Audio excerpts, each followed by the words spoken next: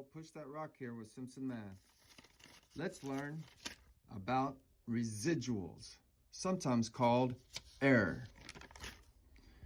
Data often comes in pairs, especially when we study relationships between variables.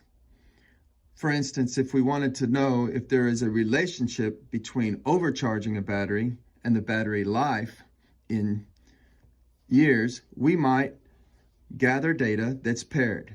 We might study how long, maybe in thousands of hours, a battery has been overcharged and how long that battery life lasts in years.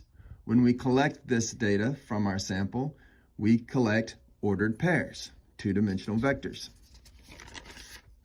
Scatter plots are a way to display paired data. Here is a scatter plot with thousands of hours of overcharge on the x-axis and battery life on the y-axis.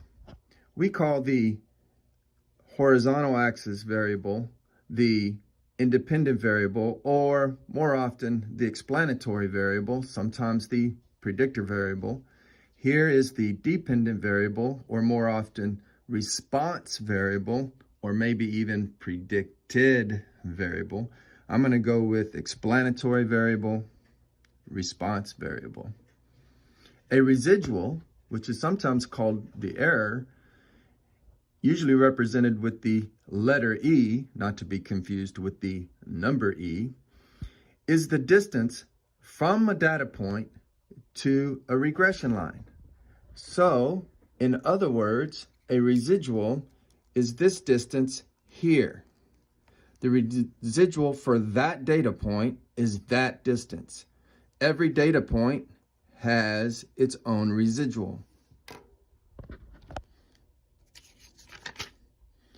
The residual formula is E equals Y minus Y hat, which simply means it's the difference between the observed data point and the predicted data point. Y is the observed response variable value.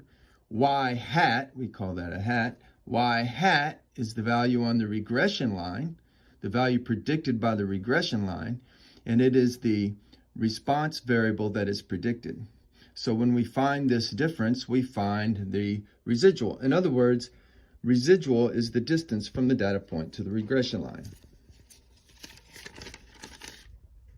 The line of best fit, or least squares line, or regression line, is the line that minimizes, did you hear some optimization there? Minimizes the sum of all the squared residuals. Ooh la la.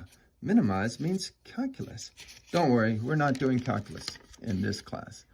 A residual plot is a scatter plot using X and E as our paired data, where X is the explanatory variable, the values gathered up in your sample, paired instead of with their response variable, paired this time with their residuals.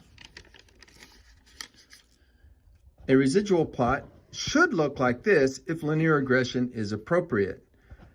This residual plot has a cloud that seems very random of dots above and below the x-axis. It looks like it's just as equally likely positive as negative, and some are even zero.